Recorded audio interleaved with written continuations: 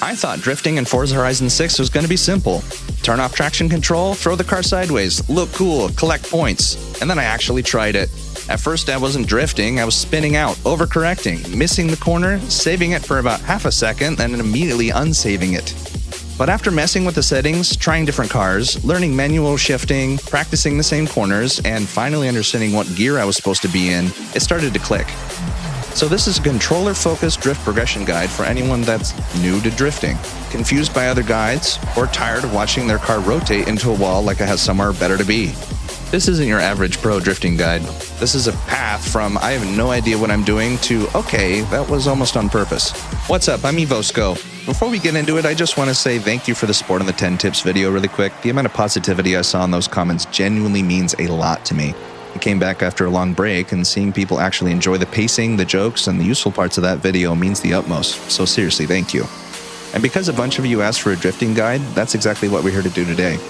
I'm using controller, so no wheel setup, no sim rig, no 40-minute lecture on suspension geometry either. We're going to cover this in the order that made sense for me, so settings, car choice, manual shifting, what gear to use, corner entry, throttle control, and what ultimately made it click for me. I'll also cover a few advanced controller settings later, but they're optional. Start simple first. Let's start with our first problem, fighting assists. The first thing that helped me was changing the settings. For drifting, I recommend turning traction control and stability control off. That doesn't mean you're bad if you use assists. In normal racing, assists can be helpful. I even said that in the last video when you're getting into really fast cars. But drifting is different. With traction control on, the game is trying to stop your wheels from spinning. With stability control on, the game is trying to stop your car from going sideways. And drifting is basically asking the car to do both of those things on purpose. So if it feels like the car refuses to slide, or it starts to slide and immediately corrects itself, this is probably why. My baseline drift setup is manual shifting, traction control off, stability control off, ABS can stay on, rewind is fine, difficulty is whatever keeps the game fun. The point is just to let the car slide out. As in life, so in drifting. Traction control isn't evil, it's just deeply committed to ruining my day off. But settings alone won't fix everything because the next problem is usually the car itself. The next thing I'd recommend is starting with a car that actually teaches you what drifting feels like. Don't start with the most powerful monster in your garage. I know that sounds boring, but if you're brand new, too much power just hides what you're doing wrong. You spin out, blame the car, switch cars, spin out again, and eventually you decide drifting is fake. For this video, I started with an A-Class Nissan Skyline GTR 92 with a drift tune. Later I moved it up to an S1 tune when I wanted more speed and power. Speed and power, that's the solution. I'm not doing a full manual tuning guide here, not because tuning is impossible, but because for learning drifting, you don't need to build everything from scratch. Use a popular drift tune from trending or all-time greats. Get something that actually is built to slide. Then you can focus on learning the inputs instead of trying to diagnose a car you accidentally ruined in your garage. For now, a good beginner drift car should be predictable. It should have enough power to break traction, but not so much that every corner becomes a coin flip. If the car wants to kill you in first gear, maybe don't adopt it as your sensei. Once the car is willing to slide, the next step is learning how to control the slide, and that's where manual shifting starts to matter. Manual shifting was one of the biggest changes for me. At first, I felt like the Wizard of Oz back there. Don't look at the man behind the curtain. It's just me ruining a corner while clenching 6 inputs. So here's how I think about it. Automatic is easiest, but it can shift at the worst possible time. Manual is the best beginner upgrade because it lets you hold a gear and make the car more predictable. Manual with clutch can feel really good later, but it's optional. Add it once regular manual feels normal. The reason manual helps is that drifting needs consistency. In automatic, the car might shift while you're trying to hold the slide. That can kill the drift, change the wheel spin, or make the car behave differently right when you need it to be stable. With manual, you decide what gear that car stays in. At first, you might stare at the gear indicator, that's fine. After a while, you start to feel it. You know when the car is bogging down, you know when it's screaming, you know when you need to change to a different gear. Manual feels weird until it doesn't. So manual matters, but the next obvious question is, what gear are you actually supposed to use? So, what gear should you drift in? This is one of the questions people asked in the comments, and it's a good one. For most beginner drifting, your main gears are probably going to be second and third. Second gear is usually easier to start a drift in. It gives you more wheel spin and works well for slower corners. Third gear is smoother and more stable. It's usually better for medium speed corners, longer slides, or when second gear feels too aggressive. Fourth gear is more for faster sections once you're comfortable. The simple version is this. If the car bogs down and the drift dies, you're probably in too high of a gear. If the car instantly spins around, you may be in too low of a gear, using too much throttle, or both. You generally want the RPMs high enough that the tires keep spinning, but not so wild that the car just rotates out of control. A good drift tune should let you slide comfortably in second or third gear at lower to medium speeds, something like 20 to 50 miles an hour. It's a good beginner zone depending on the car, class, and corner. Don't overthink the exact number.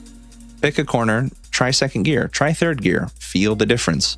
Second is sharper, third is calmer.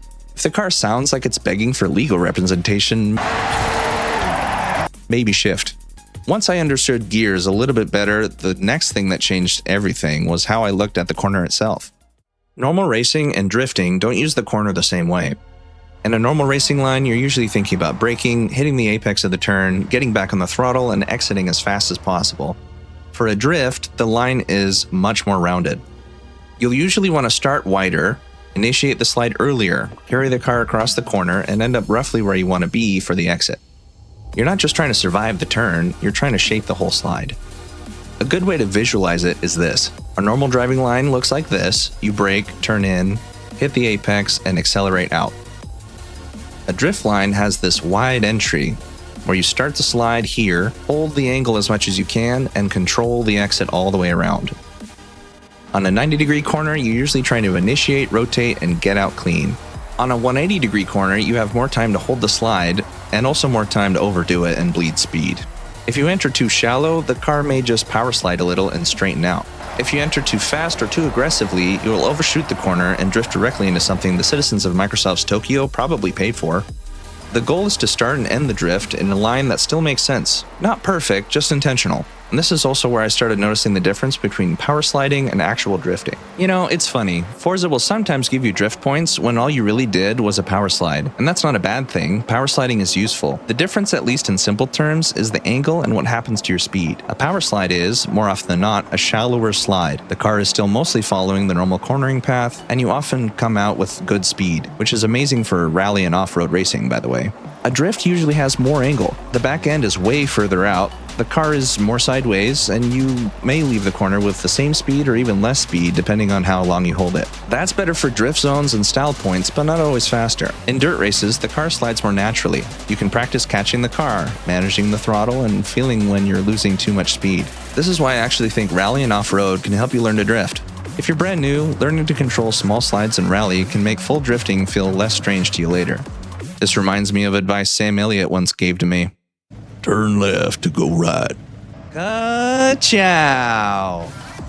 Learning two-wheel drive is a good idea. Rear-wheel drive teaches you what the back of the car is doing. It's less forgiving, but it gives you clearer feedback. Four-wheel drive or all-wheel drive can give you more stability and pull you through corners better, but it can also hide some mistakes. That doesn't mean four-wheel drive drifting is bad. It's actually really good, especially once you want more control, more speed, or a different style. All-wheel drive is cool, but it can also be the friend who says, "You're doing great," when you're not. And no matter what drivetrain you use, the biggest mistake is still usually the same: doing too much. In hindsight, this probably was my biggest mistake. I kept treating the throttle like it only had two settings: nothing and everything. That doesn't work. To start a drift, you might need a quick burst of throttle, but to hold the drift, you usually need to feather it. Too much throttle and the car spins.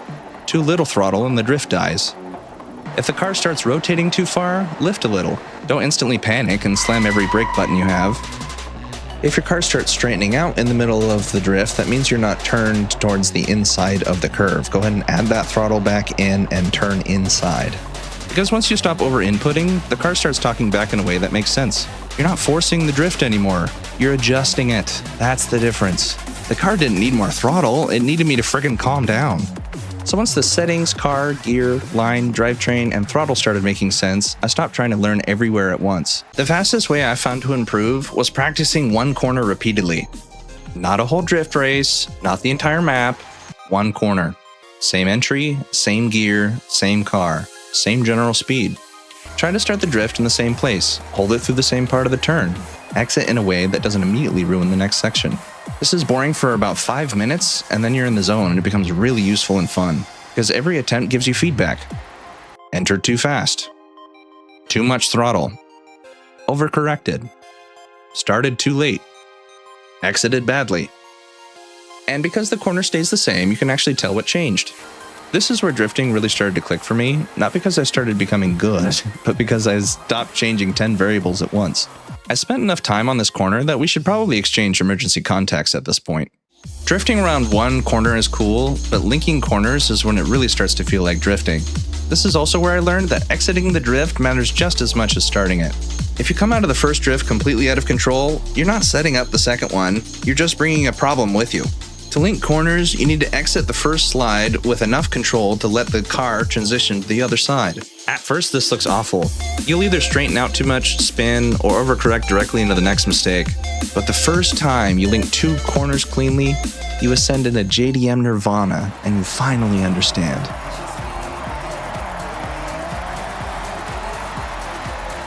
This is exactly what we needed.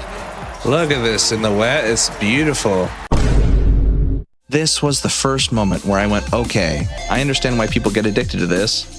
For one brief moment, the car and I had one shared brain cell.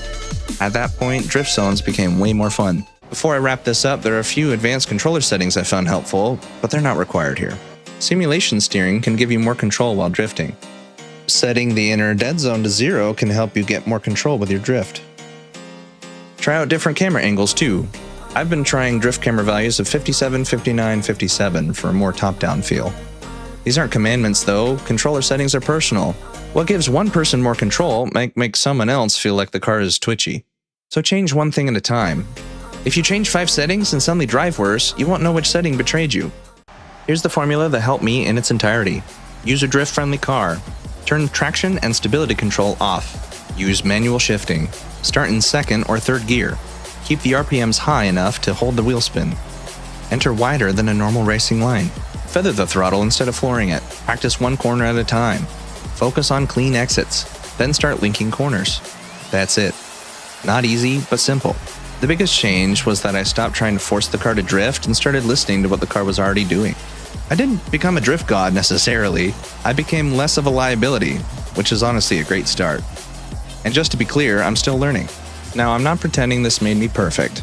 I still mess up high-speed entries, I still overcorrect, some transitions still get away from me. And every now and then, I get a great run going and then ruin it in a way that's downright traumatizing. But that's kind of why I wanted to make this video. A lot of drift guides make it seem like you should just understand this immediately. I didn't. I needed settings, I needed practice, I needed to stop flooring it. And if you were wondering, which you're so sweet to do, the walls and I are still in contact, but we're seeing less of each other. So that's the beginner drifting progression guide. If this helped, hit like, subscribe, and let me know what finally made that drifting click for you. And next week, I want to move into the next logical step, building better cars. Because once you start feeling how the car behaves, you realize some cars aren't hard to drive because you're bad.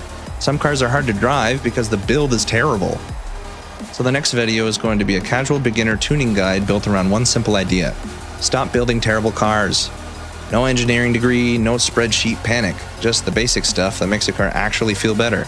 Drop your favorite beginner drift car in the comments, and if you have a cursed build you want me to test, I'm probably emotionally ready for that now. I'm Evo Sco, thanks for watching. We'll call that progress.